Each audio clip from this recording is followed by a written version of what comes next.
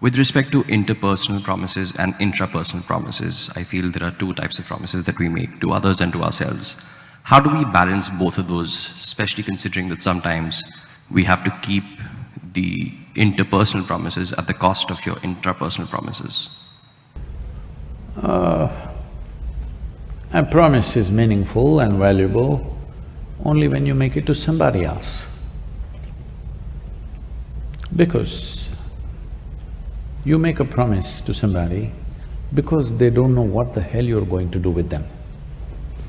Hello? That's the reason why they demand a promise from you, isn't it? Hello? You say, I will give it to you, they'll say, promise? Because you say one thing and you do another thing. So, promise is a meaningful thing only in a relationship with somebody. With yourself, what is there to promise? What is there to promise? Promise is a transaction between two people. It is like signing an agreement. See, we're making a business deal, we sign a contract. Why are we signing it? So that we don't go back on it, right? Because today what we think is very nice, tomorrow morning I may have a different perspective. So tomorrow morning if I have a different perspective, I want to change the deal tomorrow morning, but I have signed, can't go back on it. So, promise is a verbal signature. Now, I say, I promise, that means I'm going to do it. I've signed. Not held by some legal contract, but by my own integrity. Because I said so, I will do so. But when it comes to myself, what is there to promise? This people may be using to deal with their compulsive nature. I promise myself I will not drink before 7 o'clock in the evening.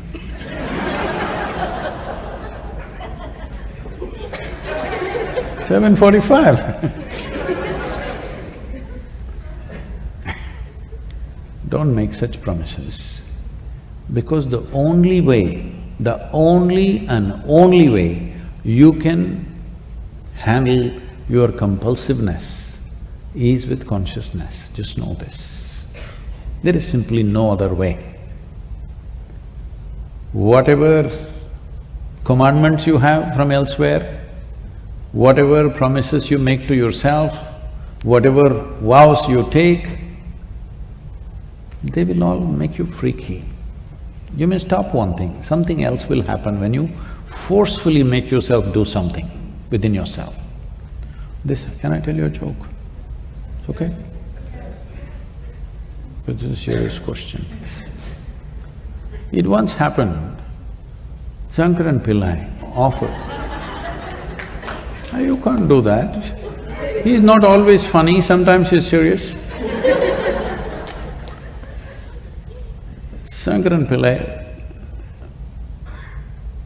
offered a ride for an office colleague, a female office colleague, a young woman, because she didn't have a ride that day.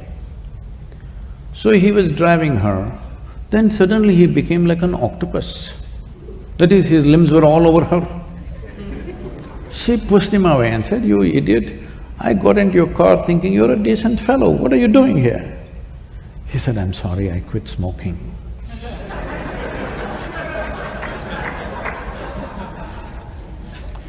Don't do things forcefully with yourself. The only way you can beat compulsive process within you is by becoming more conscious. If there is darkness in this room, can all of you together, with all the strength that you have, can you kick the darkness out of this hall? Hello? No. If you just turn on the light, it's gone, isn't it? Because you must understand, compulsiveness is just absence of consciousness. Like darkness is just absence of light, compulsiveness is just absence of consciousness. Instead of becoming conscious, you're trying to play tricks with darkness. It's not going to work like that. If you compulsively, strongly stop one thing by will, it will manifest itself in some other way and some other way. No, you must become conscious. How to become conscious? That's another part.